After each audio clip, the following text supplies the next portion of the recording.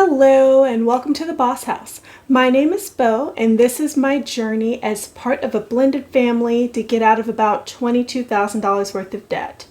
I'm budgeting by paycheck using the Budget Mom's Budget by Paycheck workbook, and I'm using the printable version. I don't use all of her pages, but I do love her workbook. This is the first check-in for the first paycheck of February of 2023. And if you are interested in weekly check-ins, weekly budgeting, Thursdays and Fridays, like, comment, subscribe, do all the things. I'd love for you to stay here. Thank you. So let's get started. This is just going to be a quick little rundown of how things are going so far this week. I did go ahead and fill in some of this. Basically, things are on track, and the phone bill is probably going to actually come up during the next paycheck, but I'm still going to allocate for it and roll over the money so that I have the money for it.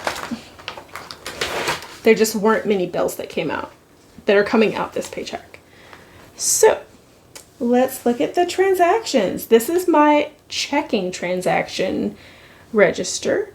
I keep the cash transactions separate because I don't track those as carefully, just because I know myself and I know I would not keep all my receipts and keep track of all my change and everything properly. So I give myself a little grace and I count that money as spent once it is in its cash envelope. For the revolving funds. For things that are long-term funds, like my car registration, those I track more carefully because those are very specific expenses. Okay, so let's get started. I started my checking balance. This is not my actual bank account balance, mind you. This is what I rolled over from last paycheck to pay for YouTube. So, started with $26. Paycheck on the 2nd was $1163.69. Then YouTube came out. That was $22.99. My partner had hot dogs with the kids. That was $9.36. Fuel, $59.02. Don't remember whose car that was. Probably was not mine. No, actually, I think it was mine. Then I paid my registration and license. My registration, oh my goodness, can't talk. My registration came out of my checking account because I wrote a check for it. So I used savings. So registration came out. It was $151. Fuel, $11.74. This was the rental car that I just returned this morning. I do not have the final bill for that yet, so I don't know how much they're going to charge me, but I think there was some, a little bit of overage because the insurance only pays for a certain amount per day and then a certain amount total. So there might be a few dollars. I don't know how much it's going to be. They're going to send me the bill after they look it over, because I just dropped the car off at the body shop where my partner's car was supposed to be getting fixed, but it was totaled, so I had to return the rental car there, and now we're down to one vehicle. So in any case, put a little bit of gas in that, and then this was my cash stuffing, which it seems kind of far down the list, but it was literally just the day after I got paid. It was last Friday. And then fuel again on the 6th for $70.28. Debt payment to Capital One, which is a credit card, $125. And then S&A, which is another debt, for $50, came out on the 8th, which leaves me with $357.03.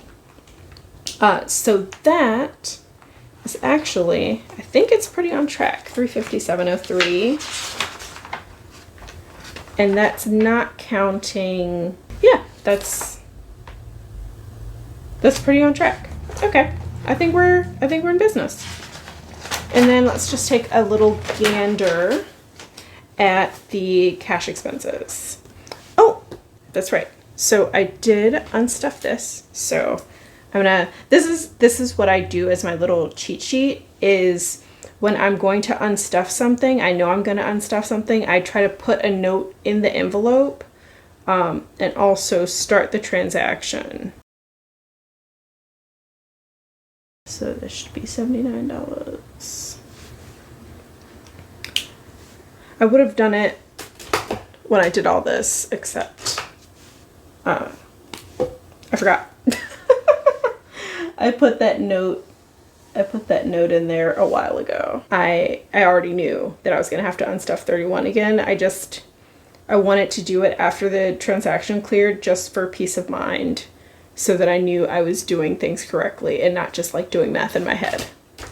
Okay, so that leaves me with $79 in my unstuffed folder, which makes me very happy. Everything is pretty much on track. I unstuffed $17 from groceries on the 3rd, which is nice. This change was just from the penny challenge because I've forgotten to add the change before I did the penny challenge.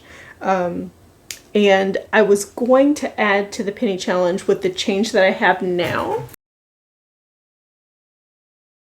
but it wasn't enough to cross off another box on the tracker. So I'm just gonna wait until next week to do that. And I'm just gonna do the normal amount for the next check.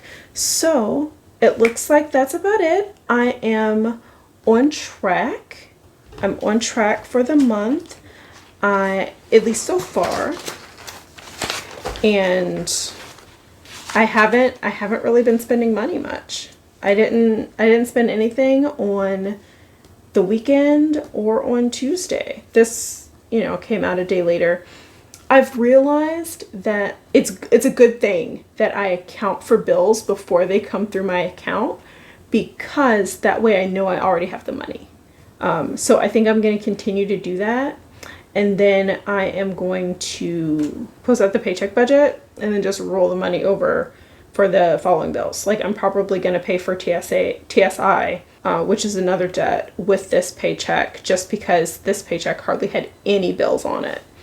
So I'm probably just going to roll over that amount too for the phone and for TSI, so that I can still close out my paycheck and like have some continuity, but still have the money and then be able to do my savings challenge for the next paycheck too.